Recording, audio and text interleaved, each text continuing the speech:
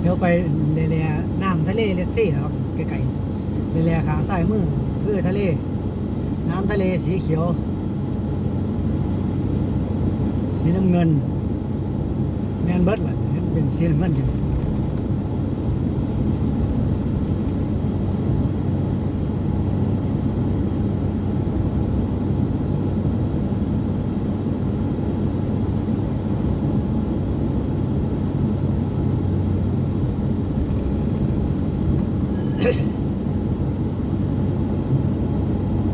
นี่สถานีตำรวจอยู่ทั้งหน้า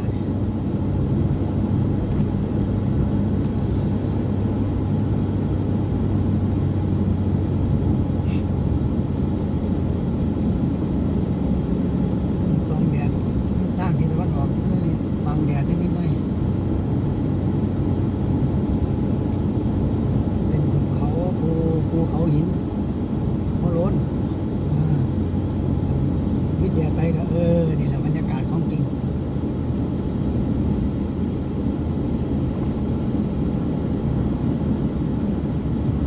ขี่ช้าๆข้างหน้าสถานีตำรวจขี่80 กิโลเมตรต่อชั่วโมง มีตำรวจพอดีควักวะเนาะตำรวจสิควักวะเนาะโอ้ควักด้วยควักดูพี่น้อง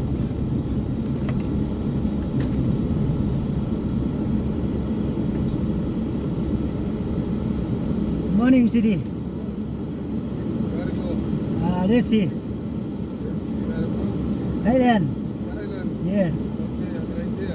Sukran City.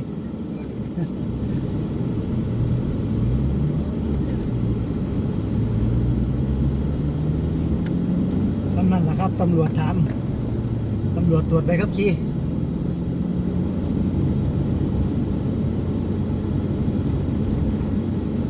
สถานที่ตรงนี้ครับนี่ที่ท่องเที่ยวครับด้วยเขากำลังเห็นทางใหม่เต็มหุบเขา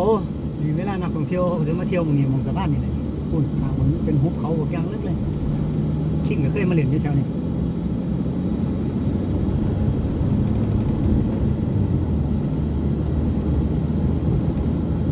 ตรวจใบขับขี่ผ่านมาแล้ว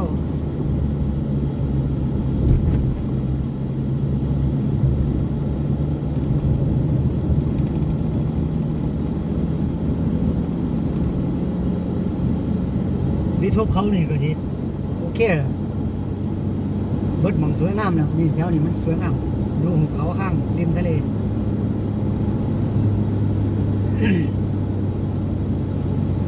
ตอนนี้หานาที20 กว่าหานาทีอัดได้หานาทีแล้ว5 นาทีครึ่งแล้ว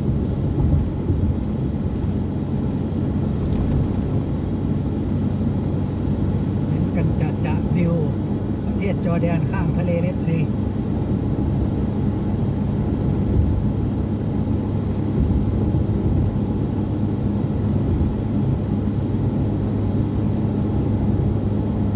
ให้ชมมันจะไปเลย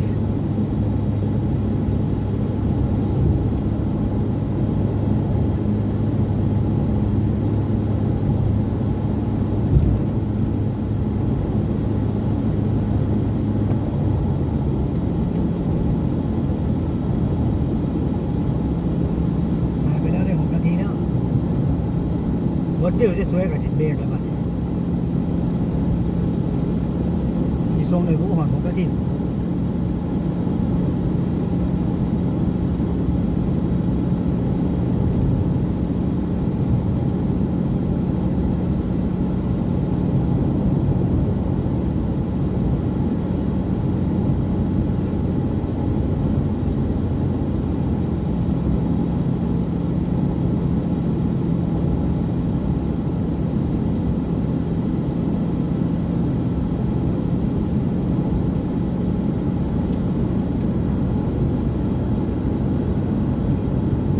สุดทบเขาเนี่ยก็โอเคแล้วครับสวยแล้วขึ้นนู่นแล้วนู่นผู้อ้อมทะเลเรดซีนี่แหละ7 นาทีจักจะส่งได้บ่ได้เอาซ้ำนี้แล้วครับเด้อ